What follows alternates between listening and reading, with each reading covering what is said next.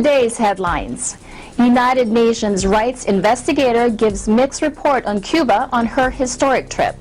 Syrians stuck in and near Aleppo as evacuation deal halts.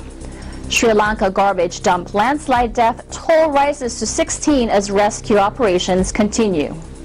U.S. general says Afghanistan strike was driven by military needs and not politics. Kabul residents react with suspicion to U.S. deployment reported to be one of the largest ever conventional bombs. North Koreans say they will win any war with the United States. Plus, Tampa's IOA corporate 5K powers up the workforce.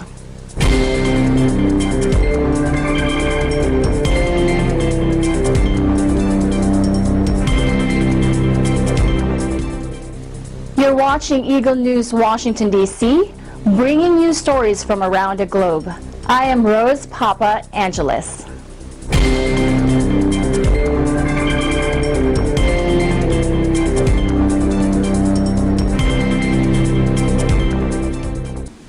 UN Special Rapporteur on Human Trafficking Maria Grazia Giammarinaro gives a mixed report on Cuba during a 5-day mission to the island's nation, the first of its kind in a decade. Eliza Gonzalez-Manglikmot reports.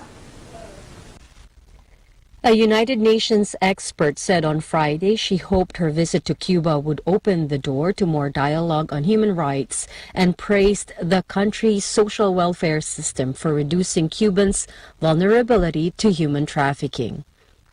Cuba is generally suspect of inspections by international institutions, and this was the first visit by a UN human rights investigator in a decade.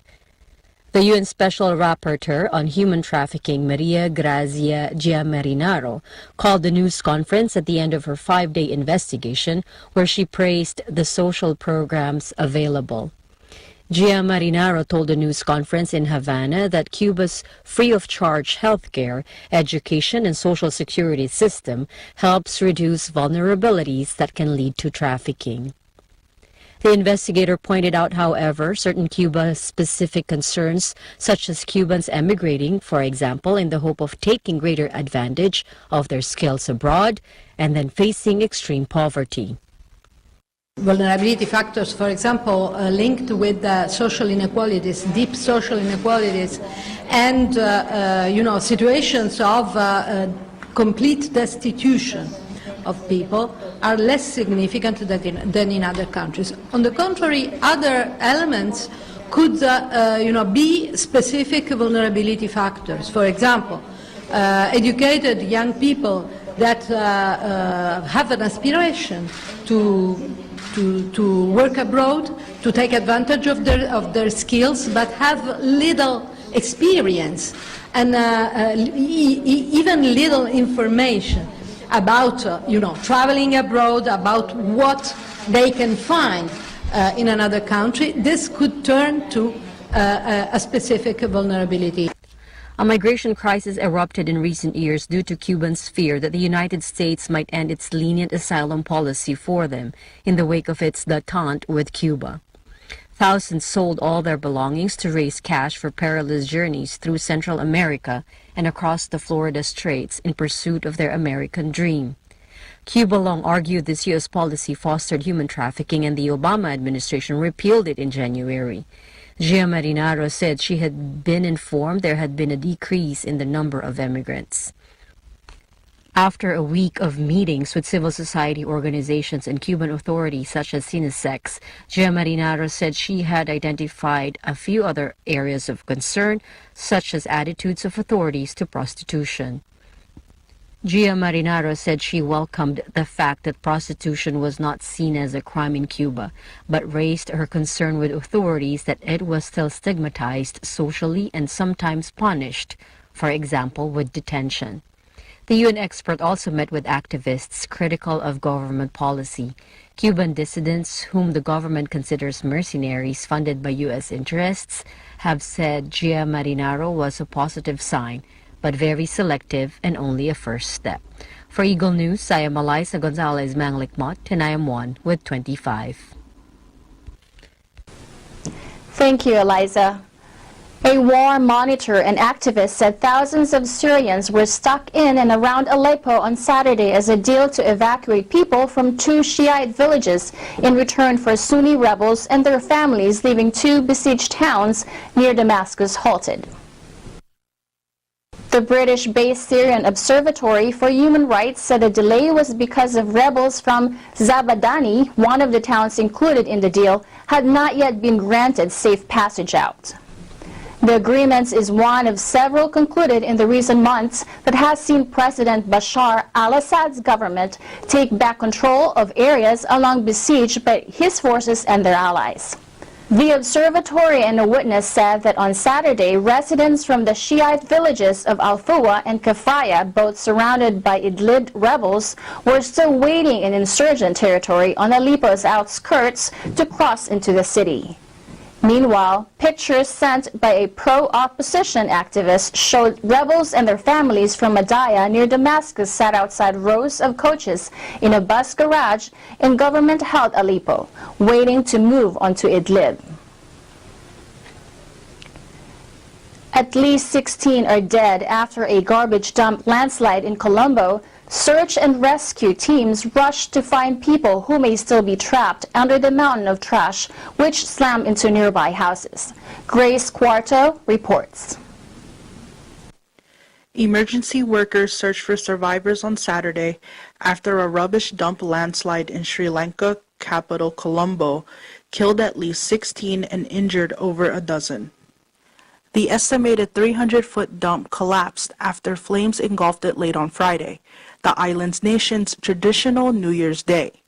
Witnesses said that they heard a large sound and people shouting as their houses started to move and windows break.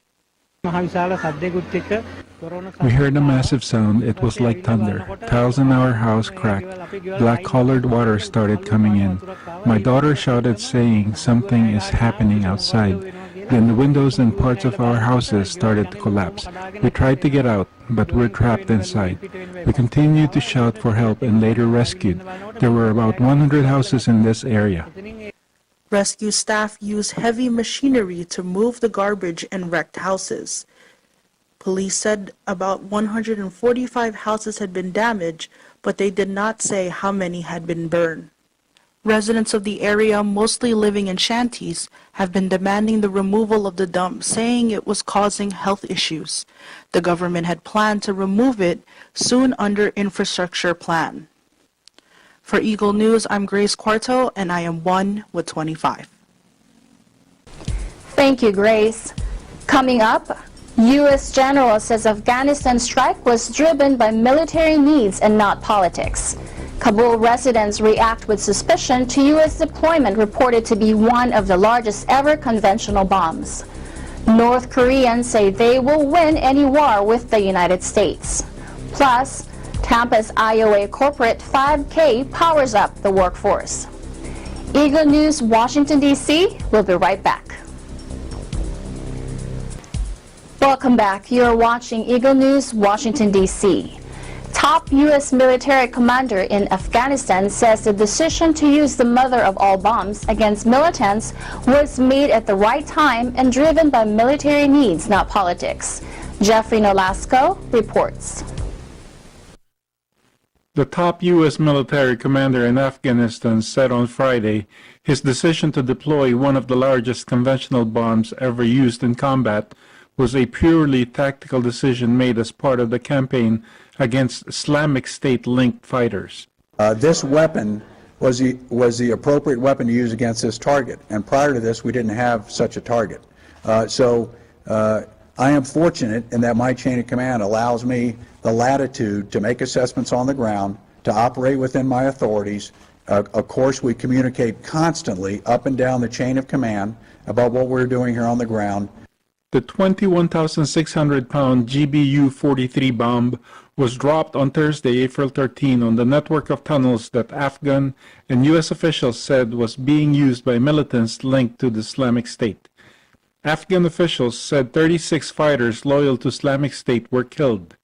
The strike came as U.S. President Donald Trump dispatches his first high-level delegation to Kabul amid uncertainty about his plans for the nearly 9,000 American troops stationed in Afghanistan. Nicknamed the mother of all bombs, the weapon was dropped from an MC-130 aircraft in the Achin district of the eastern province of Nangarhar bordering Pakistan. Reporting for Eagle News, I am Jeffrey Nolasco and I am 1 with 25. Thank you, Jeffrey. Kabul residents react with suspicion to news of a U.S. bombing on Thursday evening that represented the first combat use of a large bomb with a blast equivalent to 11 tons of TNT. Joanne Blanco reports. Residents of the Afghan capital Kabul reacted with suspicion to the decision of the U.S. to deploy one of the largest conventional bombs ever used in combat. The truth is something else we all know, that Daesh, the Taliban, or other enemies are implementing a proxy war for others. The fact is that America uses their big bomb here to test its effectiveness. If America wants to eliminate Daesh, it is very easy because they have created this group. Daesh is the enemy of Afghanistan. I wish that America in reality targeted Daesh in that area. But there are children there, and they had casualties from this bombing. Not only do I condemn this, the whole world condemns this action. If this bombing was indeed for the elimination of Daesh, this is a good move, but I don't believe it. These are all actions imposed on Afghanistan for proxy war. The top U.S. military commander in Afghanistan said on Friday, April 14th, that the decision to deploy the weapon was purely tactical and made as part of the campaign against Islamic State-linked fighters. Defense officials said as many as 36 suspected Islamic State militants were killed in the strike on Thursday in the eastern province of Nangarhar, Afghan, adding there were no civilian casualties. Amaq, the news agency affiliated with Islamic State in the Middle East, carried a statement denying that the group had suffered casualties in the attack, citing an unidentified source who had been in contact. The statements could not be independently verified, and on Friday, Afghan and foreign troops in the vicinity were not allowing reporters or locals to approach the scene of the blast. Reporting for Eagle News, I am Joanne Blanco, and I am 1 with 25. Thank you, Joanne. North Koreans expressed confidence in winning any war with the U.S. on Friday as tensions on the peninsula mount. Lynn Pence reports. North Korea denounced the United States for bringing huge nuclear strategic assets to the Korean peninsula as a U.S. aircraft carrier headed for the region amid concerns the North may conduct a sixth nuclear weapon test. Tension has risen since the U.S. Navy fired 59 Tomahawk missiles at a Syrian airfield last week in response to a deadly gas attack, rising concerns about U.S. President Donald Trump's plans for North Korea, which has conducted missile and nuclear tests in defiance of UN and unilateral sanctions. The United States has warned that its policy of strategic patience is over. Reporting for Eagle News, I am Lynn Pence, and I am 1 with 25. Thank you, Lynn. Up next, Iowa Corporate 5K powers up the workforce. That's next. Eagle News, Washington, D.C. We'll be right back. Corporate employees in Tampa Bay level up their social events. Let's join EBC's Aini Lutherland as she takes us to a fitness and wellness run in Tampa, Florida. Take a look. Hi, I'm Aini Litherland, and we're here in Curtis Hickson Park, located in downtown Tampa, where IOA Corporate 5K will be launching its annual race. I hope you're as excited as I am to see the hundreds of participants that will be joining the race today as they represent their different companies. This is a race that promotes wellness and fitness through the corporate world here in Tampa Bay. Participants for the IOA Corporate 5K have started arriving at around 6 p.m. for their registration. There were several booths with promotional goodies prepared for the participants. Participants can decide to run or walk the 5 kilometers to finish the race. So this is the second year of the IOA Corporate 5K here in Tampa, and really there's been a need in the Tampa Bay community for a first-class corporate fitness and wellness event. This event is all about getting folks in the workplace out, active and engaged, and hopefully develop healthier habits and lifestyles. 50% of our participants are first-time walkers or runners who are doing a 5K. So really this event is two things. It's an eye-opener for organizations to say, wow, our employees really love getting engaged in these wellness events. And for the individuals, it's inspiring. They say, you know what, I'm going to be out here having a great time. Doing a 5K isn't that intimidating. It's actually a lot of fun. It's social. And a lot of our individuals will now all of a sudden after this event say, I want to join a gym or I want to join a running club. And they start, once again, becoming engaged in a healthier and more active lifestyle. So, and companies are recognizing that.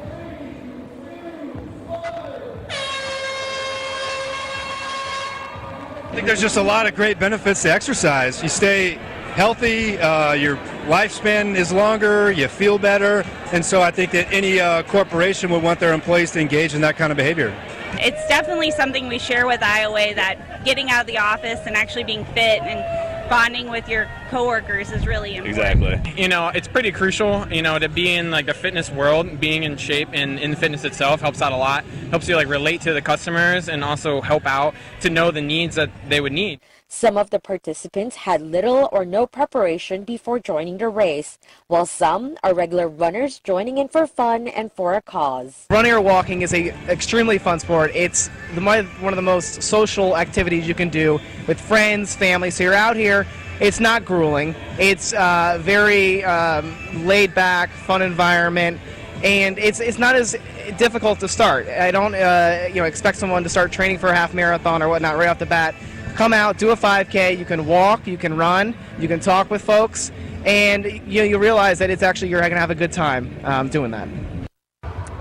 What a great event from IOA Corporate 5K, truly showing how you can celebrate workplace wellness while you're having fun. Reporting from Tampa, Florida, I'm Aini Litherland from EBC Florida Bureau, and I'm 1 with 25. I myself is thinking of signing up for my first 5K.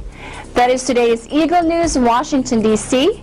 Join us again next time as we bring news that matters to you. Visit our website at Eaglenews.PH. Follow us on Twitter at twitter.com/Eaglenews.PH. Once again, I am Rose Papa Angeles, and I am 1 with 25.